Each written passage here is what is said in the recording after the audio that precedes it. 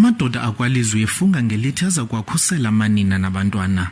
Bathi baneentloni ziziganeko zobundlavini ezenziwa ngamadoda. Nathi sicawa sinagalelo elibi kwimeko yabantwana namakhosikazi. Sizile sithunywa nguThixo ukuba sizoba nemvakalelo kwabantwana bethu sibabonise uthando.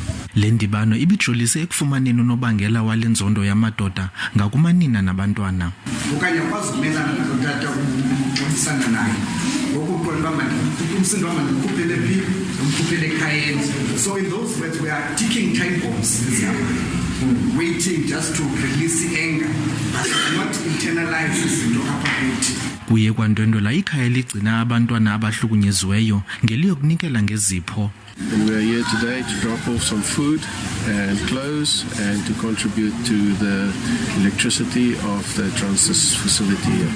Then thina apha siyi-child and youth care center si-oferisha ii-programs ke ngoku ezijonge ukuphuhlisa bona nokusebenza ngokwabo emphefumlweni. Ibandla lamaDutch lithi liza kuqhubeka nokudlala indima ekulweni lo mkhuba wokuhlukunyezwa kwamanina nabantwana eluntwini. Kwiindaba ze-SABC ndingusiphiwe wobasi, eKnysna.